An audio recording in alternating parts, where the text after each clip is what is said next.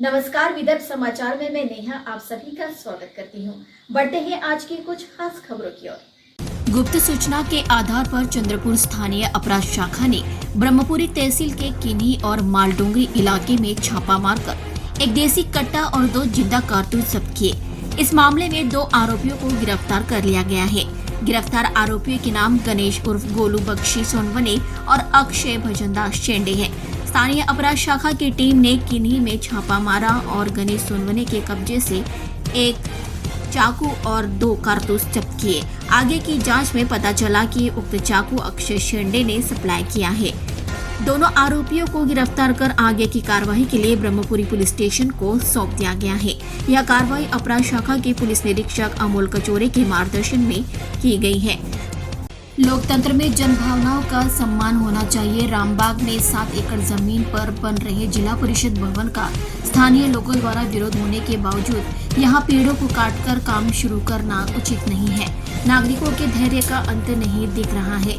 हम यहां 7 एकड़ तो दूर 7 इंच जमीन भी छूने नहीं देंगे। विधायक किशोर जोरगेवार ने निरीक्षण के बाद वहां चल रहे काम को रुकवा दिया है। रामबाग में बनने वाले जिला परिषद भवन को लेकर स्थानीय नागरिकों के विरोध को देखते हुए विधायक किशोर जोरगेवार ने पहले जिला कलेक्टर कार्यालय में एक बैठक की थी और प्रशासनिक तंत्र को इस काम को रोकने के लिए मजबूर किया था। उसके बाद उन्होंने राजस्व मंत्री चंद्रशेखर बावनकुळे से मुलाकात की और रामबाग मैदान पर भवन बनाने के प्रस्ताव को रद्द करने की मांग की।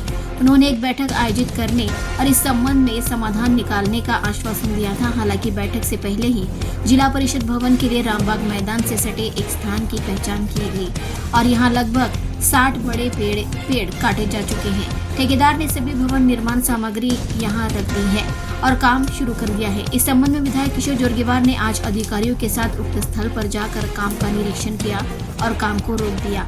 विधायक जोरगेवार ने पेड़ों को काटने के लिए अधिकारियों को फटकार भी लगाई। लोकतंत्र में लोगों की भावनाएं सर्वोच्च होती हैं। यह दुर्भाग्यपूर्ण है कि नागरिकों के स्पष्ट विरोध के बावजूद इस स्थान पर पेड़ों को काटकर काम शुरू किया जा रहा है।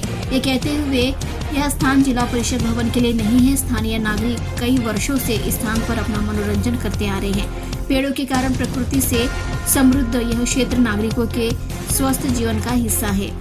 यह कई खिलाड़ियों के लिए एक बेहतरीन मैदान है।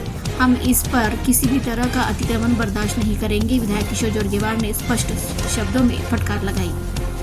चंद्रपुर जिले के धान किसानों को बड़ी राहत मिली है। विधायक सुधीर मुनगंटीवार के निर्देश पर औसलमेंडा नहर के मुख्य द्वार से 4 क्यूसेक पानी छोड़ा गया है।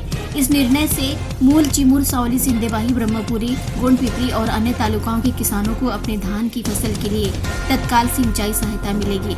कम वर्षा के कारण धान की फसल संकट में है। इस स्थिति को ध्यान में रखते हुए विधायक मुनगंटीवार ने किसानों की धान की फसल के लिए सिंचाई की मांग को गंभीरता से लिया। उन्होंने गोसीखुर्द परियोजना के अधीक्षक अभियंता से धान की फसल को बचाने के लिए गोसीखुर्द परियोजना के तालाब से तुरंत पानी छोड़ने की मांग की थी।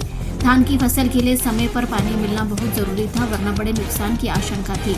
इस पृष्ठभूमि में विधायक सुधीर मुनगंटीवार ने अधिकारियों को तुरंत निर्णय लेने के स्पष्ट निर्देश दिए। उनके अनुसरण के बाद गोसीखुर्द परियोजना के अधीक्षक अभियंता ने तुरंत ध्यान दिया और 19 जुलाई की शाम 6 बजे औसलमेंडा नहर के मुख्य द्वार से 4 क्यूसेक पानी छोड़ना शुरू कर दिया। इससे किसानों को बड़ी राहत मिलेगी। इसके लिए किसानों द्वारा विधायक सुधीर मुनगंटीवार का आभार व्यक्त किया जा रहा है। खबरों में बस आज इतना ही। ताज़ा खबरों के लिए देखते रहिए विदर्भ समाचार। तब तक के लिए नमस्कार।